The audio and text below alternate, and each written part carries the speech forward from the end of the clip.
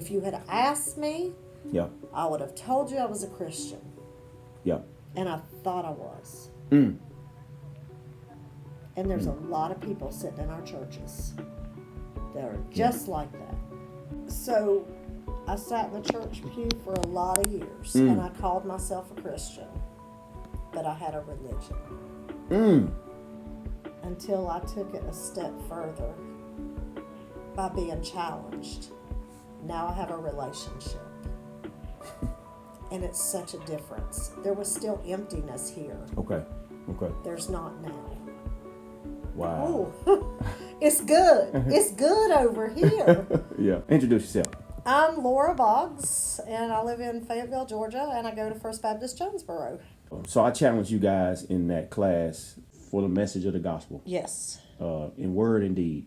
So can you just kind of go over that question that I asked in class that kind of sparked you and just kind of go from there? So when we were in class, you asked a question about if a scale of 0 to 100%, we had to rate what the possibility or the probability was that we were going to heaven. Where would we rate ourselves? And I think at that time, I think I said maybe 75%. Yep, I think I remember that. But I wasn't quite sure. And that question challenged me to a deeper walk and to make sure that my relationship with Christ was where it needed to be. And since that time, I've just really grown as a Christian in my walk and my talk and my daily conversations and just really how I live my life. I've been in my Bible pretty much every day. My prayer has gone to a deeper level, and I'm now finding my conversations have totally changed from how's the weather to let's talk about Jesus. I look for ways to introduce him into a conversation with people somehow every day. So like, how did that challenge you? And then I want you to tell us what you do for a living and how you've introduced Jesus in the normal work environment as just a layman. Right. So, you know, I wanted my answer to be 100%. And so I had to really self-evaluate myself and go to God in prayer and ask for forgiveness of my sins and know that I had nailed it down. Okay. That I've asked, you know, and accepted him not just as a religion, but as a true relationship. And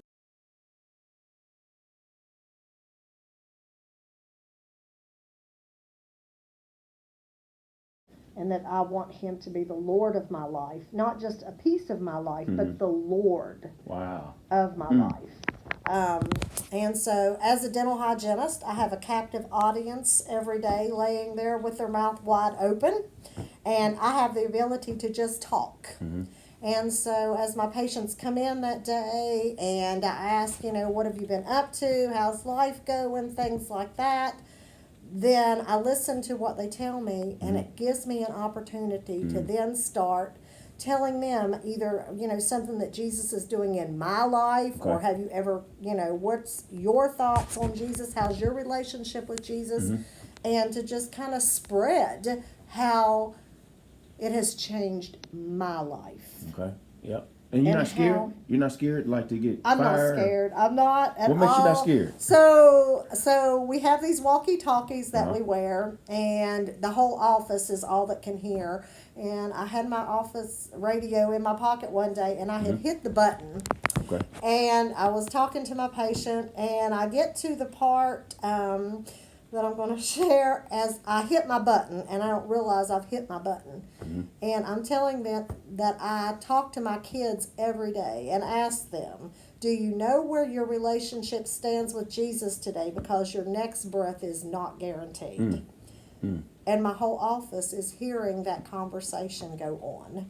And so one of my coworkers runs down the hall and says, hey, Lora, by the way, you're on your button. So I had kind of just shared with the whole office. And it became a laughing matter. Right. And so Dr. Shaw and Dr. Kim hear my conversations every day that I'm having with my patients. And I pray my praise and or keep my praise and worship music playing every day. I have Bible sticky notes up on my computer, and they don't seem to care at all. We were in our huddle meeting the other morning, and somebody was talking about the sky in New York looked like the apocalypse. And I just shared with them again, just like I told you on the radio a while back. It might not be today. It might not be tomorrow, but it's coming. And you better know where your relationship stands with Jesus before he gets here, because after that, it's too late. I appreciate you sharing that. You shared a story about a woman you had a conversation with, a Jewish woman. So one of my patients is Jewish, and her husband has been fighting cancer for a while, and she came in, and he's very near death, and she was obviously very upset. Okay. And I said, Judy, you know I'm a Christian, and I know you're a Jew, and, you know, we've been friends for a long time. We've shared a lot of stories here. And I said, you know, as a Christian, I believe that when we die, if our relationship has been right with Jesus, that we go to heaven. That it's almost a celebration. It's what we work for our whole life. That's our ultimate goal, is to get to heaven. And I said, as a Jewish person, what do you believe will happen to your husband when he dies? That's a great question. And she said, I really don't know.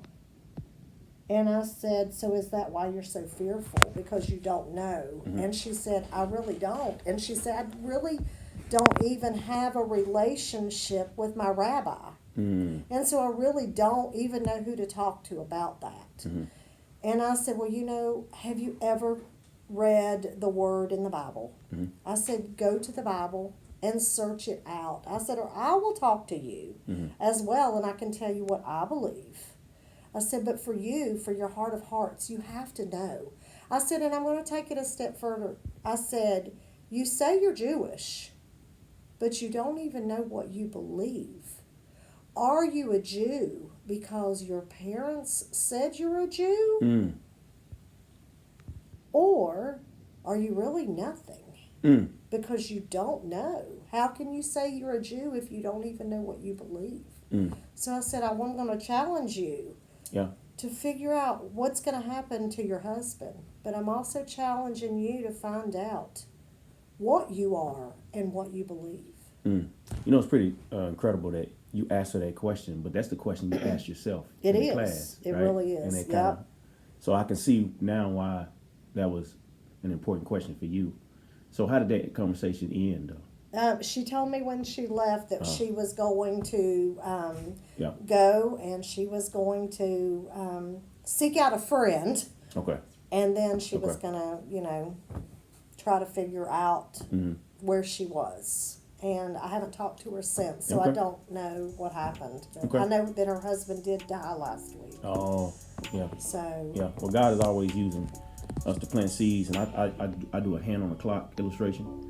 The 12, you know, you were just part of just kind of helping that hand move on that clock until they get back to the 12 o'clock and until they come to know Christ. So hopefully you have another opportunity. Conversations in your life that you've had an opportunity to engage somebody, and then I'll ask you another question after that. So I've been using your the 3 circles method. Okay. And so I've been using that on a lot of people, and that's got some really interesting answers. I will say not one person I have interviewed so far and showed that to has said 100%. Wow. In the beginning, God designed the world to be perfect. Everything was good. He created 2 people to give him glory. But this is what happened. Sin came into the world. When Adam and Eve disobeyed, they chose to go their own way. What letter is in the middle of the word sin? It's I. Anytime I do what I want to do instead of what God has told me to do, this is where we violate God's standard. When Adam and Eve sinned, they got what they wanted, but they didn't want what they got. And immediately, they start trying to cover up their sin by sewing fig leaves together, running from God, hiding from God, blame shifting. There are 4 distinct ways that we seek to try to cover up our brokenness. The first letter, and they all start with R's, is relationships. We'll run towards relationships to try to fix our brokenness. Running towards relationships is unattainable. Broken people can't fix broken people.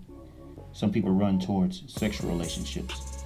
trying to fit in with friendships. But people are poor gods to serve, and eventually you'll run towards that direction as though you're running to try to fix it. But like a bungee cord, if you would have strapped a bungee cord to the wall and anchored around his waist and take off walking or running, you will feel a sense of freedom for a while until it eventually brings you back to your brokenness. The second illustration is runs. Runs is a temporary relief, but it doesn't give you the cure. Perfect illustration of that is I tore my ACL and it could not naturally heal on its own. And I was popping pain pills in my brokenness to feel better, but it only gave me a temporary relief until when the pain pill wore off, I was right back into my brokenness. Well, runs is a way to escape the pain. It numbs the pain until it's like a bungee cord. It only gives you temporary relief, but it doesn't give you the cure. The next way we try to cover up our sin is riches. Riches are a way to actually try to repair the broken heart. It can be anything from trying to seek a better paying job, or trying to get a better position, or trying to get a new car, or seeking a vacation, or some type of success, trying to attain worldly accoutrements to try to repair the broken heart. As the Bible says in 1 Timothy chapter 6, that those who want to get rich, they fall into temptations and traps and many foolish and harmful desires that plunge man into ruin and destruction. Those who want to be rich has wandered away from the faith and pierced themselves with many griefs. And so I love that. Yeah. And it's really exciting. It's scary at the same time Yeah. to do it because you never know what they're going to ask. Right. But it's really led to interesting conversations, Mm-hmm. and I've really enjoyed using that method. Right. So, Yeah. and it's been with my family members. Start inside out. And That's that good. is the hard conversations to have. But Yeah. that's who I'm surrounded That's so with good. pretty much. And so that's who I have those conversations with. And so it's been really interesting. Okay. And I must say that a couple of my kids that have not been in church for Okay. years are now back in church, and partly due to that conversation. Wow, that's crazy. So it's so cool. So another thing for your faith personally, Yes. being challenged with that question, stepping out, sharing, how has that helped you in your personal time with Jesus? How has that transformed, your personal time? I have my quiet time. I write in my journal every morning a Bible verse, and I write it as it says in the Bible, and then I write it, but instead of, I change it to personal. I, me, those words to make it personal in my life, and then I write a little prayer about what that Bible verse said to me every morning. Okay. Every day, making it a priority. Yeah. I used to have chores, and I used to have, I had to do all these things. Right.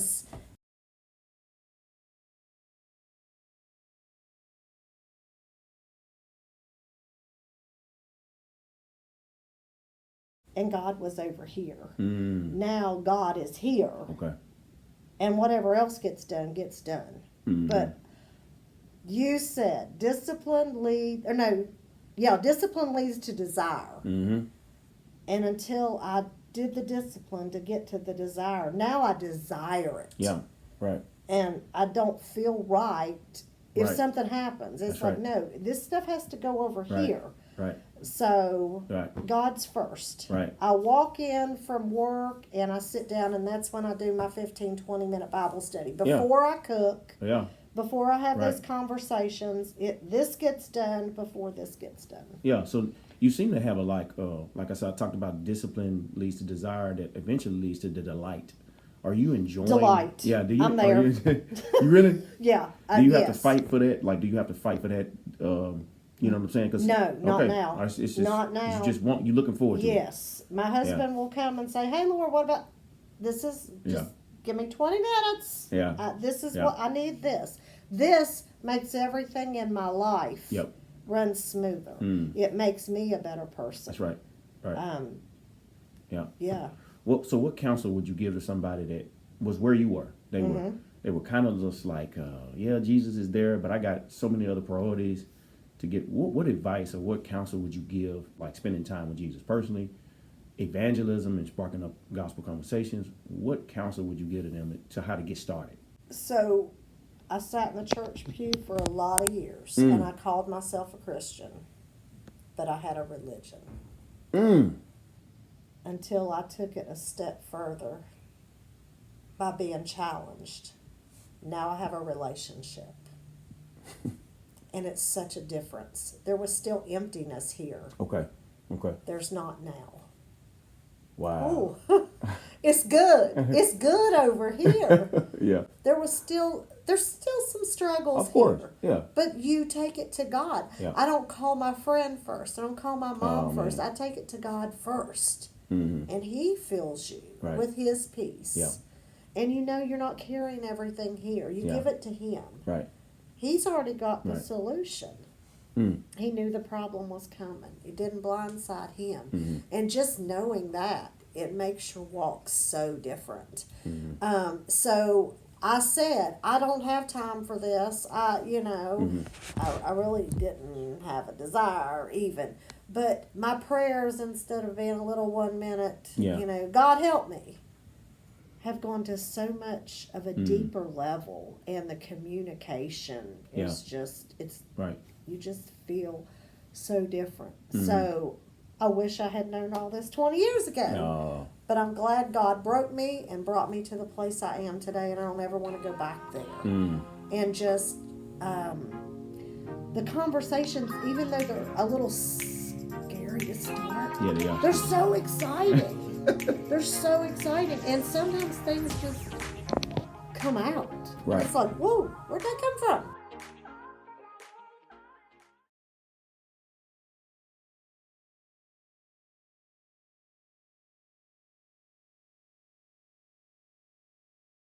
Right. But allowing God to work through you Okay. to affect other people's lives.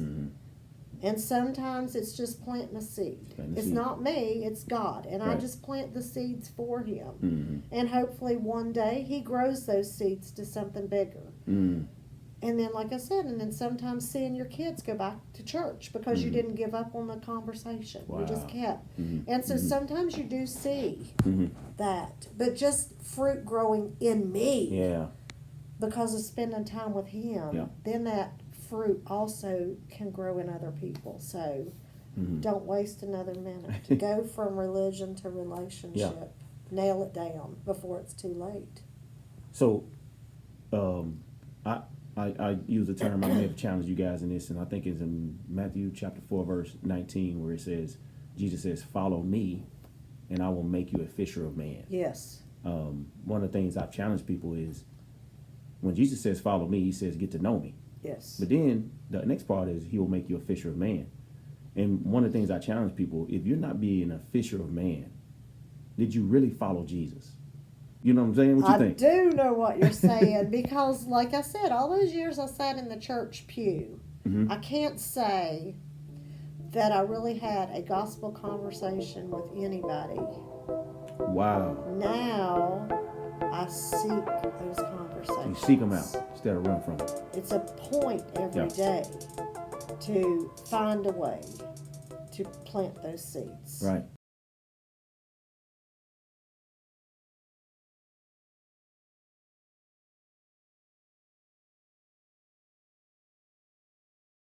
Every day. Uh-huh. Every day. So if somebody's desiring, they do have a desire to share the message. They are following Jesus. They're sure that they're saved, but they're having a hard time, like, starting conversations with people. What would you tell them? What advice would you give them? I can just say with my patients or with whoever, I'll just bring something up like I'm getting ready to go on a mission trip. So I ask them, so what are you doing this summer? Oh. And they'll kind of tell me their plans, and I'll say, well, I've had this great opportunity that I'm going on this mission trip. And I get to share the gospel when I go on the mission trip, and we're going to lead this Bible school camp for kids. And so just different experiences, things like that, even if I can't figure a way, just tell them how God's working in my life. Wow. It's still planting seeds in their life. Or I'll tell them, At church on Sunday, this conversation came up. This is what we learned Right. about, and so I just Yeah. find ways, Yeah. just Of course. to put it out there. Not what do you believe, not in your face Right. necessarily, Very but careful. just this is what God's doing in my life, Mm. and I just tell them the stories. I've told a lot of people about sitting on my radio and sharing Christ with the whole office, and people Yeah. laugh about it. But Yeah. I'm planting You seeds. planting seeds. Yeah. Yeah. Is there anything else would you would just kind of tell maybe your audience about your life and maybe what God is doing and just the excitement? I see it in your eyes. You just got a whole. It is. It's a whole new excitement. It is. Yeah. I just. Oh wow. I don't know. Yeah, because I see the fire. Like at first, I remember just looking at you in class. Like I put a burden on you guys. You like did. I really put a heavy weight on you guys to did. live your life on purpose if you really believe this. And it was a weight, but now I see this complete joy that Yep. it's almost unexplainable. It Seemed is. like It really is. It really is, because like I said, all those years, if you had asked me, yeah, I would have told you I was a Christian. yeah. And I thought I was. Mm. And there's a lot of people sitting in our churches that are just like that.